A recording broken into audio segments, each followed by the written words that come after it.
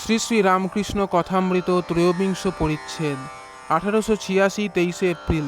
প্রবৃত্তি না নিবৃত্তি? হীরানন্দকে উপদেশ, নিবৃত্তিই ভালো। হীরানন্দ ঠাকুরের পায়ে হাত বুলাইতেছেন, কাছে মাস্টার বসিয়া আছেন। লাটু ও আরও দু একটি ভক্ত ঘরে মাঝে মাঝে আসিতেছেন। শুক্রবার 23 এপ্রিল 1886 খ্রিস্টাব্দ। আজ গুড ফ্রাইডে। বেলা প্রায় 2 প্রহর 1টা হইয়াছে। হীরানন্দ আজ এখানেই অন্নপ্রসাদ পাইয়াছেন।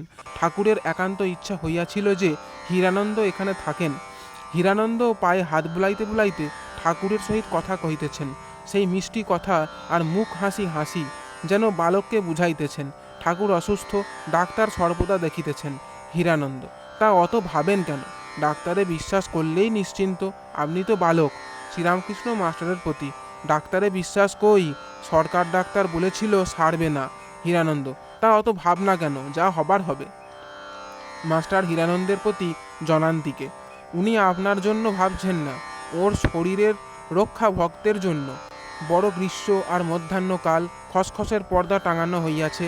হীরানন্দ উঠিয়া পর্দাটি ভালো করিয়া টাঙাইয়া দিতেছেন। ঠাকুর দেখিতেছেন। শ্রীরামকৃষ্ণ হীরানন্দের প্রতি: তবে পাজামা পাঠিয়ে দিও। হীরানন্দ বলিয়াছেন, তাদের দেশের পাজামা পরিলে ঠাকুর আরামে থাকিবেন।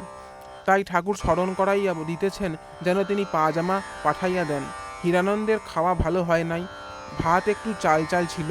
ঠাকুর শুনিয়া বড় দুঃখিত হইলেন, আর বারবার তাহাকে বলিতেছেন, জল খাবার খাবে।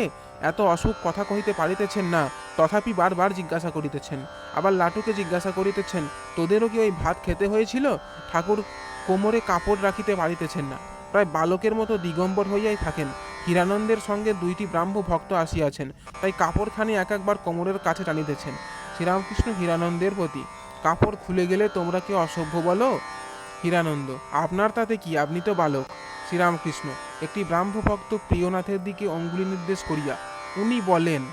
হীরানন্দ এইবার বিদায় গ্রহণ করিবেন। তিনি 2-1 দিন কলিকাতায় থাকিয়া আবার সিন্ধু দেশে গমন করিবেন। সেখানে তাহার আজ কাজ আছে।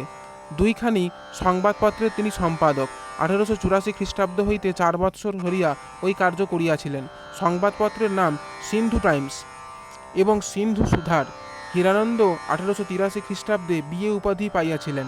হীরানন্দ সিন্ধুবাসী, কলিকাতায় পড়াশোনা করিয়াছিলেন। শ্রীযুক্ত কেশব সেনকে সর্বদা দর্শন ও তাহার সহিত সর্বদা আলাপ করিতেন। ঠাকুর শ্রীরামকৃষ্ণের কাছে কালীবাড়িতে মাঝে মাঝে আসিয়া থাকিতেন। শ্রীরামকৃষ্ণ হীরানন্দের প্রতি: সেখানে নাই বা গেলে? হীরানন্দ সহাস্যে: বাহ, আর যে সেখানে কেউ নাই, আর সব যে চাকরি করি। শ্রীরামকৃষ্ণ: কি মাহিনা পাও? হীরানন্দ সহাস্যে: এসব কাজে কম মাহিনা। শ্রীরামকৃষ্ণ: কত? হীরানন্দ হাসিতে লাগিলেন। শ্রীরামকৃষ্ণ: এখানে থাকো না? হীরানন্দ চুপ করিয়া আছেন। শ্রীরামকৃষ্ণ: কি হবে কর্মে? হীরানন্দ চুপ করিয়া আছেন। হীরানন্দ আর একটু কথাবার্তার পর বিদায় গ্রহণ করিলেন।